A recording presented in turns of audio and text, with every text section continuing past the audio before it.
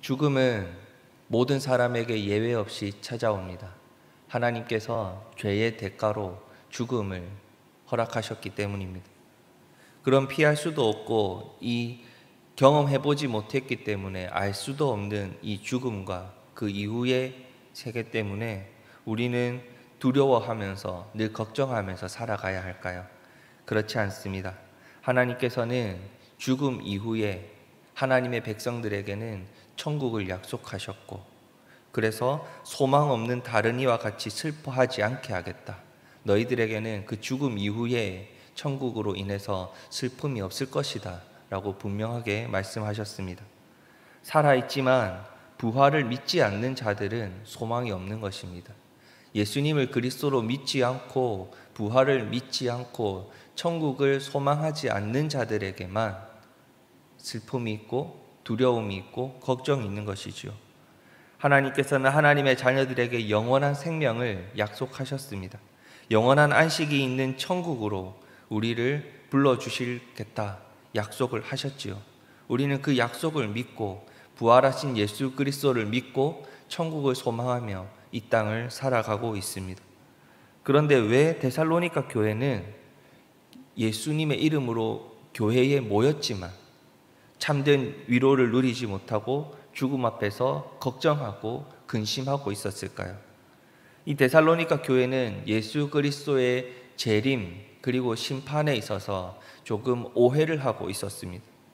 예수님이 다시 오셨을 때 살아있는 자들은 하나님께로부터 부르심을 받고 천국에 갈 수 있지만 예수님이 오시기 전에 죽은 자들은 구원을 받지 못한다라고 생각을 했기 때문입니다.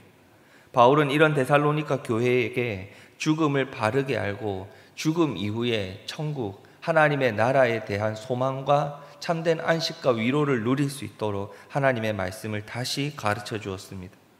이 시간 우리에게도 하나님께서 약속하신 예수님이 다시 오셨을 때에 우리에게 주어질 그 천국과 영원한 천국에서 하나님을 예배하는 그 소망을 온전히 믿고 참된 위로와 소망을 가질 수 있는 귀한 기도의 시간이 되길 소망합니다.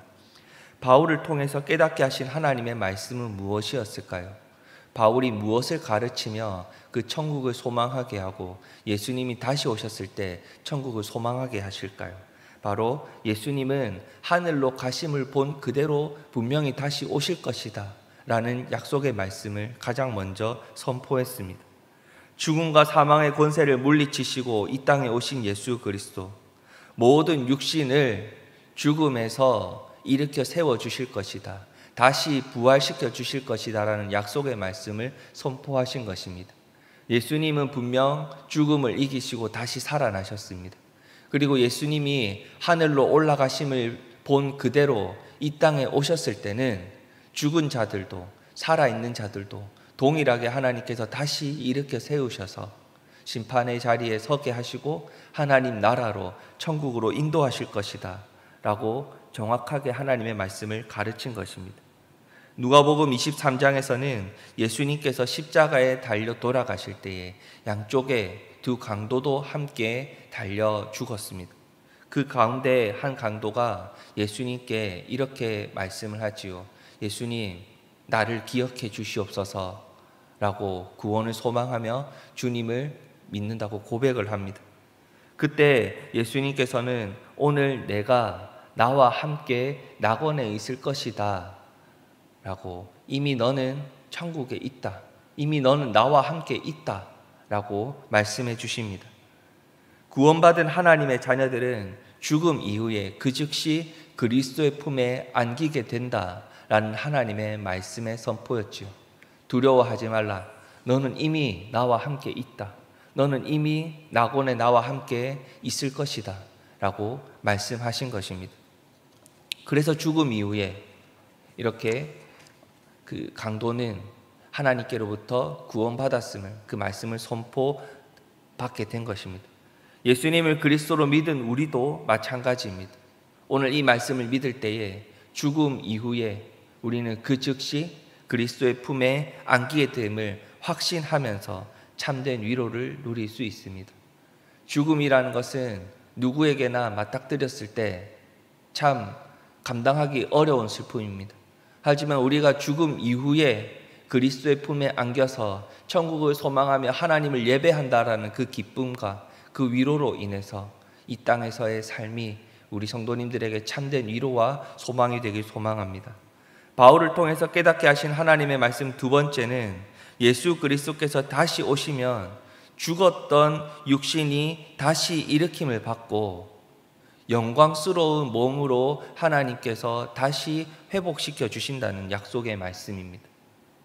죽음 이후에 가장 아름다운 모습, 죽음 이후에 예수님께서 우리를 다시 살려주셨을 때는 가장 영광스럽고 가장 아름다운 모습으로 하나님께서 우리를 회복시켜 주셔서 하나님의 품에서 하나님을 찬송하고 하나님을 예배하게 하실 것입니다. 바울은 죽음을 아주 잠시 잠자고 있다라고 이야기를 하지요.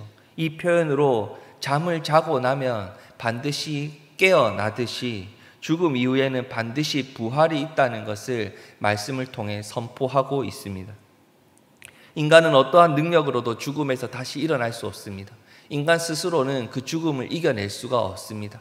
인간이 할 수 있는 것은 죄인이기 때문에 그 죄의 대가인 죽음을 그대로 받아들이는 것이죠.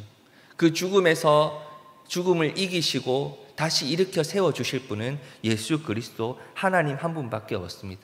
그 예수 그리스도께서 직접 죽음을 이기시고 사망의 권세를 이기시고 다시 부활하시는 것을 우리에게 보여주셨고 이후에 다시 올 때 너희에게도 이 부활이 있을 것이다 라고 약속하셨습니다. 그 약속의 말씀을 우리는 믿을 때 죽음 이후에 정말로 영광스럽고 아름다운 몸을 입고 하나님을 찬송하겠구나 라고 천국을 소망하는 것이지요. 이 예수 그리스도를 통해 약속하신 육신의 부활이라는 참 기쁨과 위로가 그 천국의 소망이 이 자리에서 기도하는 우리 갈매교회 성도님들에게 함께 하기를 소망합니다. 그렇다면 오늘 데살로니가 전서 5장 말씀에서 이 죽음, 재림, 예수님이 다시 오시는 것, 주님의 날은 과연 언제 올까요? 이 날이 아무도 알 수 없다는 것이 하나님의 뜻입니다. 그래서 인간이 이해할 수 있는 표현으로 오늘 바울이 그 느낌을 이야기하는 것이죠. 도둑같이 이를 것이다. 아무도 모른다는 겁니다. 해산의 고통을 경험해 보신 분들은 아시겠지만 아까 전만 해도 몸이 아주 편안했고 조금 무거웠는데 순간적으로 갑자기 아파가지고 병원으로 가셨던 그 경험처럼 예수님이 오시는 것도 아무도 모른다는 것입니다. 갑작스럽게 임할 것이고 그 주님의 날이 임했을 때 그 예수님이 심판하시고 천국으로 인도하시는 그 모든 순간들 인간들이 아무도 대처하지 못할 정도로 갑작스럽게 오시겠다. 이것이 하나님의 뜻입니다. 언제 올지는 하나님만 아신다는 것이죠. 그래서 주님이 다시 오시는 그 순간에 멸망의 심판, 구원의 심판은 아무도 피해갈 수 없다는 것입니다. 그런데 8절부터 무엇이 바뀌어 있습니까? 사실 8절 말씀의 원문은 그러나 라는 단어가 함께 들어가 있습니다. 8절이 그러나 우리는 이라고 시작하죠. 사실 바울이 이 편지를 쓰면서 너희는 데살로니가 교회는 이렇게 표현을 하다가 8절부터는 우리라는 표현을 붙여서 사용하고 있습니다. 이것이 무엇을 의미합니까? 이제 바울과 이 데살로니가 교회 교인, 예수님을 그리스도로 믿는 자들, 하나님의 자녀들은 주님의 몸된 교회로 다시 하나가 되었다라는 의미입니다. 그래서 우리는 어떻게 살아갈래? 예수님을 그리스도로 믿고 다시 오실 주님이 오실 때에 그 심판의 앞에 서야 할 우리는 어떤 삶을 살아가야 할까라고 그들과 함께 하나가 되어서 다시 말씀을 선포하시는데요. 성령 하나님의 전신갑주를 입고 진리의 허리띠를 띠고 의의 호신경을 차고 평안의 복음의 신을 신고 믿음의 방패를 들고 구원의 투구를 쓰고 성령의 검을 지니고 빛의 자녀로 주님의 날을 기다리면서 깨어 있자라고 말씀합니다.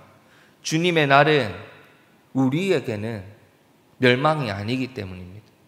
예수님을 그리스도로 믿지 않는 자들은 멸망의 심판으로 다가올 수밖에 없지만 우리에게는 영원한 생명을 허락하시는 심판의 시간인 것입니다. 하나님을 영원토록 예배하는 천국으로 들어갈 수 있는 심판의 자리이기 때문입니다.